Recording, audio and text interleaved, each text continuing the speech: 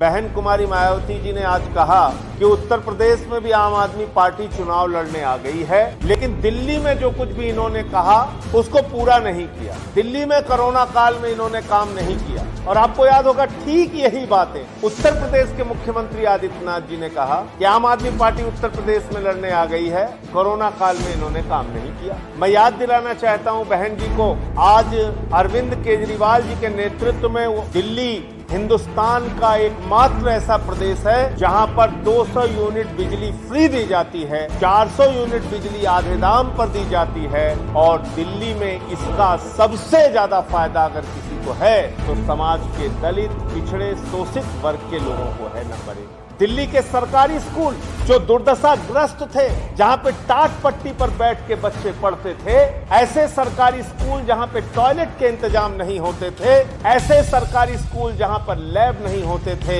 ऐसे सरकारी स्कूलों में आज एयर कंडीशन कमरे बनवाने का काम, स्विमिंग पूल का निर्माण कराने का काम, एथलीट और हॉकी के ग्राउंड बनाने का काम, विश्व स्तरीय शिक्षा देने का काम अरविंद केजरीवाल की सरकार ने दिल्ली में किया। और इसका भी सबसे ज्यादा फायदा समाज के दलित, पिछड़े, शोषित, वंचित वर्ग के लोगों को हुआ। दिल्ली की सरकार ने अरविंद केजरीवाल जी के नेतृत्व में माताओं बहनों के लिए बस की यात्रा फ्री की। और पहले जाकर पूछ लीजिए, मजदूर वर्ग की माताएं बहनें जो मजदूरी का काम करती थी या दूसरे के घरों में जाकर काम करती थी, उनका महीने का 1000-1500 रुपए सिर्फ और सिर्फ बस के किराए में खर्च होता था। एक ऑटो वाले की बेटी, एक रिक्शे वाले की बेटी, एक झुग्गी में रहने वाले की बेटी स्कूल और कॉलेज अगर उसको बस से जाना पड़ता था तो बाप को अपनी जेब देखनी पड़ती थी कि किराए का इंतजाम है कि नहीं है, बेटी हमारी कॉलेज बस से जा पाएगी या पैदल जाना पड़ेगा। केजरीवाल जी की सरकार ने माताओं बहनों के लिए बस की यात्रा जब फ्री की, सबसे ज्यादा इसका फायदा समाज के गरीब तबके को, शोषित, वंचित, दलित, पिछड़े समाज के लोगों को। दिल्ली की सरकार स्वास्थ्य के क्षेत्र में मोहल्ला क्लिनिक का निर्माण करती है।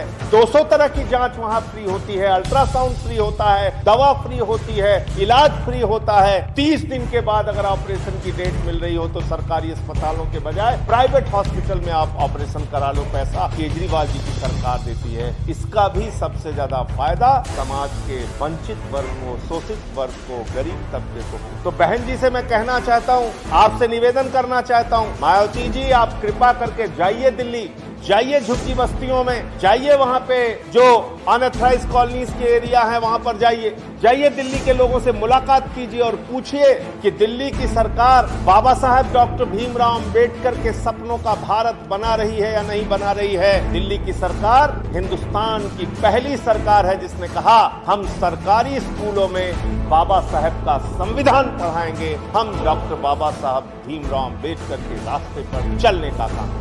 हम सरकारी स्कूलों में संविधान की शिक्षा दे रहे हैं, देश की पहली सरकार। लेकिन बहुत अफसोस हुआ कि आज आप इतनी बड़ी रैली में, स्वर्गीय कांसीराम जी की स्मृति में जो रैली का आयोजन हुआ उसमें आप आम आदमी पार्टी को लेकर सवाल खड़ा कर। आम आदमी पार्टी जो बाबा साहब के सपनों का भारत बनाने के लिए काम कर रही है, आम आदमी पार्टी जो बाबा साहब के सपनों को पूरा करने का काम कर रही है, आम आदमी पार्टी जो बाबा साहब का संविधान सरकारी स्कूलों में पढ़ाने का फैसला लेती है और समाज के वंचित, शोषित, दलित वर्ग के लिए, पिछड़े वर्ग के लिए काम करती है, आप उस पर सवाल उठा रहे हैं। जाइए और दिल्ली के केजरीवाल मॉडल को देखिए, उसका अध्ययन कीजिए, तब सवाल खड़ा कीजिए।